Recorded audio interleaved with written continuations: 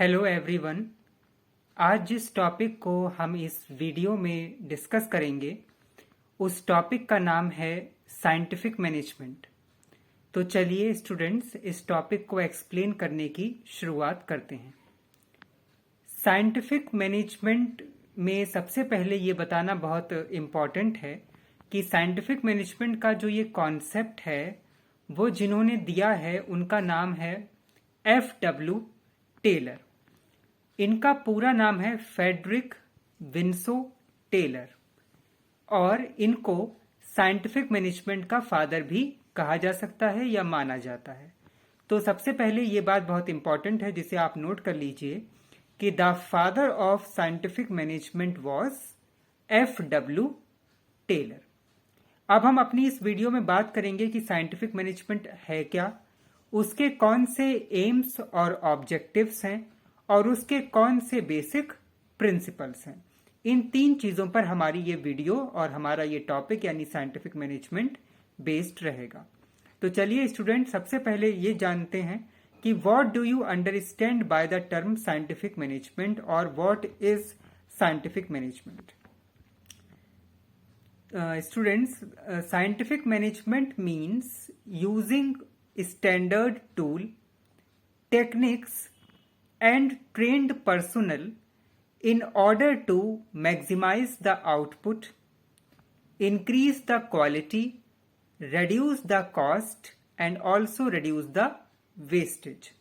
यानी scientific management को इस तरीके से एक्सप्लेन करा जा सकता है या इस तरीके से कहा जा सकता है कि साइंटिफिक मैनेजमेंट का ये मतलब है कि ऐसे स्टैंडर्ड टूल्स, टेक्निक्स या मेथड्स को या ऐसे ट्रेंड पर्सोनल यानी ह्यूमन रिसोर्स को यूज किया जाए जिनको यूज करने से आउटपुट यानी रिजल्ट बढ़े, कॉस्ट यानी खर्चा यानी एक्सपेंस कम हो, क्वालिटी में इंप्रूवमेंट आए यानी सुधार आए या उसका लेवल बढ़े और साथ ही साथ वेस्टेज यानी जो चीजें बर्बाद हो जाती हैं वो भी कम हो। तो साइंटिफिक मैनेजमेंट में F.W. टेलर जी का सीधे यही कहना था कि मैनेजमेंट को या अपने कामों को इस तरीके से किया जाए, ऐसे मेथड्स को यूज करके, ऐसे टूल्स टेक्निक्स को यूज करके और ऐसे ट्रेंड लोगों के साथ यानी ऐसे ट्रेंड पर्सनल या HR के साथ जिनको यूज करने से या जिनसे काम लेने से हमारा रिजल्ट तो बढ़े ही, खर्चा कम हो यानी एक्सपेंस कम हो, क्वालिटी भी बढ़े और साथ ही साथ वेस्टेज भी बढ़े। तो इसको साइंटिफिक मैनेजमेंट कहते हैं या बोलते हैं। Okay, in the words of F.W. Taylor, scientific management means knowing exactly what you want men to do and then seeing that they do it in the most cheapest way।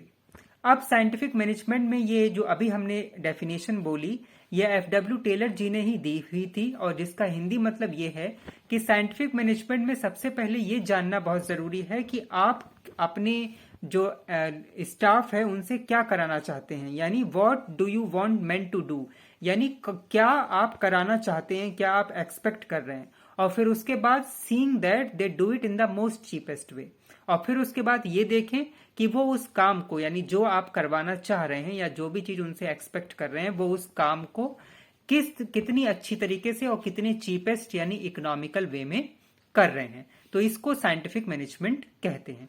In short, एक बार फिर से बता रहे हैं आप सभी लोगों को student, in short scientific management का सिंपली यही मतलब हो गया है कि हम अपने आउटपुट को बढ़ाने के लिए, कॉस्ट यानी एक्सपेंस को कम करने के लिए, एक्सपेंस यानी कॉस्ट को कम करने के लिए, इंप्रूवमेंट क्वालिटी का बढ़ाने के लिए और वेस्टेज को कम करने के लिए स्टैंडर्ड टूल्स, टेक्निक्स और ट्रेंड पर्सोनल यानी ह्यूमन रिसोर्स को यूज करने की बात कर रहे हैं। तो ऐसा जो कॉन्सेप्ट है उसको साइंटिफिक मैनेजमेंट कहते हैं।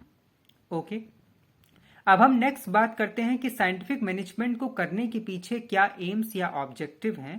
तो साइंटिफिक मैनेजमेंट को करने के पीछे जो एम्स और ऑब्जेक्टिव हैं वो है number 1, increase the output. Increase the output मतलब रिजल्ट को बढ़ाना, परफॉर्मेंसेस को बढ़ाना, increase the output. Second, reduce the cost, खर्चा कम आए, एक्सपेंस कम रहे, ये भी साइंटिफिक मैनेजमेंट का ऑब्जेक्टिव है। थर्ड, इंप्रूव द क्वालिटी, आज के ज़माने में सभी लोग यही चाहते हैं कि चीज़ें क्वालिटेटिव बने, कंज्यूमर यानी कस्टमर भी यही एक्सपेक्टेशन रखता है। तो ये भी एक साइंटिफिक मैनेजमेंट का ऑब्जेक्टिव है कि आउटपुट बढ़े और कॉस्ट कम हो और साथ ही साथ क्वालिटी में भी इम्प्रूवमेंट यानी सुधार हो या क्वालिटी का लेवल बढ़े। Number 4, reduce wastage. वेस्टेज यानी बर्बादी चीज़ों की जो बेवजह होती है रिसोर्सेज की, वो भी कम हो। और साथ ही साथ नेक्स्ट और last point 5, to implement the scientific outlook in the areas of management, यानी मैनेजमेंट में एक साइंटिफिक आउटलुक को इम्प्लीमेंट यानी लागू करना या उसको अप्लाई करना। तो अभी तक हमने आपको बताया साइंटिफिक मैनेजमेंट क्या था, क्या है और साइंटिफिक मैनेजमेंट के एम्स और ऑब्जेक्टिव। अब हम बात करते हैं कि साइंटिफिक मैनेजमेंट में एफ.डब्ल्यू. टेलर जी ने कौन से प्रिंसिपल दिए हैं। तो ये प्रिंसिपल 6 हैं। सबसे पहले हम इन 6 प्रिंसिपल्स की हेडिंग्स आपको बता रहे हैं। Number 1, science not rule of thumb. Number 2, harmony not discard.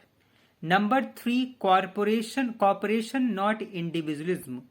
Number 4, maximum output not restricted output. Number 5, the development of each man to his greatest efficiency and prosperity. And number 6 and last, planning not adhosing. ये 6 principal हैं जो scientific management के अंदर F.W.. Taylor जी ने दिए थे। अब इनको हम 1 by 1 एक्सप्लेन करते हैं। Number 1, science not rule of thumb. Science not rule of thumb का स्टूडेंट्स ये मतलब है, इसमें एफ.डब्ल्यू. टेलर जी का ये कहना है कि वो ओल्ड टेक्निक्स, मेथड्स या टूल यूज किए जाएं जो आज के समय में यूज करना वायबल हो यानी हमारे लिए बेनिफिशियल या प्रॉफिटेबल प्रूव हो। सिर्फ कोई भी टूल या टेक्निक को यह सोचकर ना यूज कर लिया जाए कि वो बहुत लंबे समय से यूज होती आ रही है तो इसको आगे भी कंटिन्यू रखा जाए। सिर्फ वही ट्रेडिशंस, वही कस्टम्स फॉलो किए जाएं जो आज के समय में फॉलो करना हमारे लिए यानी बिजनेस के लिए प्रॉफिटेबल, बेनिफिशियल या वायबल प्रूव हो। तो इसको बोलते हैं science not rule of thumb. Okay, next principle, harmony not discard. Harmony not discard का मतलब है कि ऑर्गेनाइजेशन की जो अनफेवरेबल सिचुएशंस हैं उनको फेवरेबल सिचुएशंस में कन्वर्ट किया जाए। अनफेवरेबल सिचुएशंस का मतलब है कि ऑर्गेनाइजेशन के लिए जो निगेटिव पॉइंट्स हैं, जो उसके निगेटिव में है, जो उनके लिए एक प्रॉब्लम है, उनको कोशिश की जाए कि वो फेवरेबल सिचुएशंस में कन्वर्ट हों। तो ऐसा जो प्रिंसिपल है उसको बोलते हैं harmony not discard. Number 3 principle, cooperation not individualism. आप ये जानते ही हैं कि आज के वक्त में कोई भी काम आइसोलेशन यानी इंडिविजुअल रह के या अकेले रह के नहीं होता है। चीजें कॉपरेशन रह के एज ए टीम ही प्रूव होती हैं। हेनरी फ्योल जी ने भी अपने 14th प्रिंसिपल में एक प्रिंसिपल दिया था, प्रिंसिपल ऑफ टीम स्पिरिट। तो ठीक उसी तरीके से ये भी प्रिंसिपल है कि ऑर्गेनाइजेशन को एज अ टीम तो देखा ही जाए, एज अ टीम काम हो, सभी लोग कॉपरेट रह के काम करें और यहाँ पर कॉपरेशन 2 लोगों के बीच में हो। यानी सबसे पहले कॉर्पोरेशन हो एम्प्लॉय के बीच में, यानी जो काम कर रहे हैं वो कॉपरेट रह के काम करें, और साथ ही साथ कॉपरेशन एम्प्लॉयर और एम्प्लॉय में भी हो, यानी सुपीरियर टू सबॉर्डिनेट या बॉस टू सबॉर्डिनेट में भी कॉर्पोरेशन होना बहुत जरूरी है। तो ये 3rd प्रिंसिपल था। 4th प्रिंसिपल की बात करते हैं जिसका नाम है maximum output not restricted output. Maximum output means ज्यादा से ज्यादा प्रॉफिट हो और रिस्ट्रिक्शन मतलब उसमें कोई रुकावट, कोई पाबंदी ना आए। तो सभी बिजनेसमैन अपनी ऑर्गेनाइजेशंस में, अपनी कंपनी में यही चाहते हैं कि मैक्सिमम प्रॉफिट हो, प्रॉफिट में कोई रिस्ट्रिक्शन ना हो। तो ये 4th प्रिंसिपल था, maximum output not restricted output. 5th principle, the development of each man to his greatest efficiency and prosperity. Student, efficiency का हिंदी मतलब होता है कार्यकुशलता और प्रॉस्पेरिटी का मतलब होता है समृद्धि। तो यहाँ पर यह कहा गया है कि सभी मेंस का यानी जितने भी ह्यूमन रिसोर्स हैं उनका डेवलपमेंट यानी विकास ऑल राउंड हो, वो इफिशिएंट बने, प्रॉस्पीरियस बने। तो ये 5th प्रिंसिपल था जो साइंटिफिक मैनेजमेंट के अंदर एफ.डब्ल्यू. टेलर जी ने दिया था, जिसको बोलते हैं development of each man to his greatest efficiency and prosperity. अब last principle, planning not adhocing. यहां पर यह कहा जा रहा है कि सारे काम शेड्यूल्ड पॉलिसी, प्रोग्राम, प्रोसीजर के अकॉर्डिंग किए जाएं, तभी वो बेहतर होंगे। कोई भी काम ऐसे ही ना कर लिया जाए जैसा जब मन में आया तब कर लिया।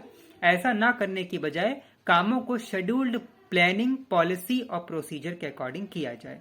तो ये जो प्रिंसिपल था उसको बोलते हैं प्लानिंग नॉट एडहोसिंग। ओके, तो हम उम्मीद करते हैं आपको साइंटिफिक मैनेजमेंट, उसके ऑब्जेक्टिव और उसके ये 6 प्रिंसिपल समझ में आए होंगे। Till then stay tune with us, have a nice day, thank you so much, bye bye, good luck for your future.